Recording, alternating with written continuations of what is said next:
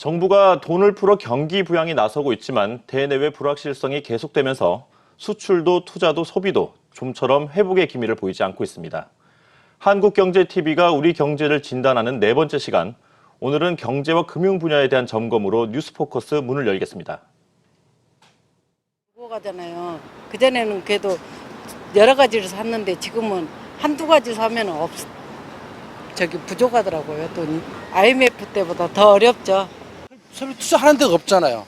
그러니까 이런 건물에 막 노가다 왔다니까요. 하루 떼어서 먹고 살려고. IMF는 저리 가라요, 저리 가라. 상상을 초월해요. 먹고 사는 것이. 요즘 심심찮게 듣는 말, IMF 때보다 더 힘들다. 우리 경제 정말 IMF 시절보다 어려워진 걸까요? 각종 경제 지표들을 비교해봤습니다. 먼저 국내 총생산, GDP입니다. 7천억 달러에서 2조 700억 달러로 3배가량 늘었고요. 1인당 국민 총소득 GNI는 13,000달러에서 36,600달러로 3배 가까이 증가했습니다. 교역에서도 괄목할 만한 성과를 냈습니다. 97년 1,400억 달러 수준이었던 수출은 지난해 6천억 달러까지 늘었습니다. 20년 새 4배가량 증가하면서 세계 12위에서 6위로 껑충 뛰어올랐습니다. 마이너스를 기록했던 경상수지 역시 764억 달러 흑자로 돌아섰습니다. IMF 위기를 불러온 장본인이죠. 204억 달러에 불과했던 외환 보유고는 지난해 4천억 달러를 넘어섰습니다. 투기 등급에 내몰렸던 우리나라 신용 등급은 현재 우리와 무역 전쟁을 벌이고 있는 이웃 일본보다 2단계나 높습니다. 이렇게 경제 지표로만 봐선 IMF 시절보다 어렵다는 말이 이해가 되지 않습니다. 그럼에도 기업들이 또 자영업자들이 하나같이 어렵다고 하는 이유는 뭘까요? 결론부터 말씀드리면 돈이 돌고 있지 않기 때문입니다. 1,600조 원에 이르는 가계비제, 수출은 올 들어 계속해서 줄고 있습니다. 더딘 경제 성장으로 투자와 소비가 제자리를 맴돌면서 디플레이션을 걱정해야 할 지경에 이르렀습니다. 한국경제 긴급진단 연속보도, 경제금융편, 먼저 조현 기자입니다. 물가가 낮으면 저도 편하게 물건을 살 수 있고 좋지 않을까라는 생각은 했어요. 물가가 그렇게 막 낮거나라는 생각이 안 들어가지고 딱히 체감되거나 그러지는 않고 확실히 안 쓰게 되죠. 네. 20만 원 가지고 오늘도 나왔는데요. 턱없이 부족해요. 일주일이 아니라 글쎄요. 지금 같아서는 3, 4일? 꿈도 못 꿔요. 물가는 흔히 사람의 체온에 비교됩니다.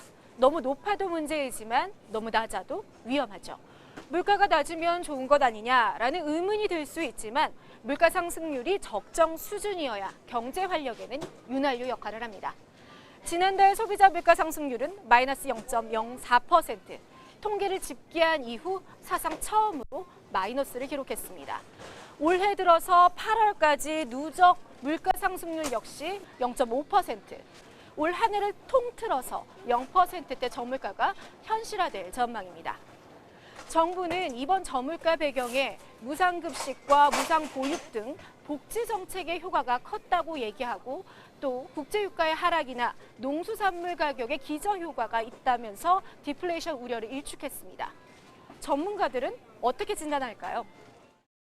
정부 얘기가 일정 부분 일리는 좀 있다고 생각이 돼요. 이번 달만 볼 게 아니고 올해 1월부터 8월까지 보면은 소비자 물가 상승률이 전년동월 대비 0%대를 지금 지속하고 있거든요. 8개월 연속 그랬다는 거는 뭔가 수요 측에 문제가 있다고 보는 게 맞다고 생각됩니다. 그게 구매력의 문제일 수도 있지만 최근에 이제 CS라든가 경제 심리가 많이 나빠지고 있거든요.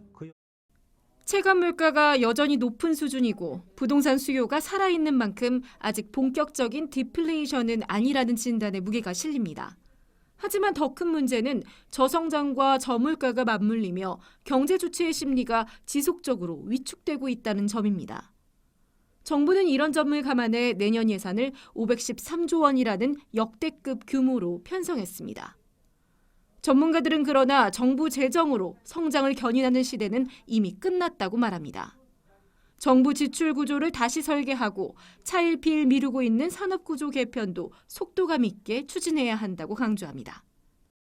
한정된 예산을 가지고 우리가 이제 그거를 우선순위를 정해서 이거 할당을 해야 되는데 지금 써놓은 거, 지금 이제 발표된 내용들을 보면은 포용성 강화에 관련된 예산이 뭐 압도적으로 많은 비중을 차지하고 있습니다. 그 부분에 대한 검증이나 체크 없이 뭐 이제 그냥 총량적으로 편성을 해놓은 거는 좀 문제가 되지 않을까. 그리고 이제 그 빚이 늘어나는, 정부 부채가 늘어나는 부분도 이 질이 좀 나쁘다는 문제가 많이 있습니다. 금융성.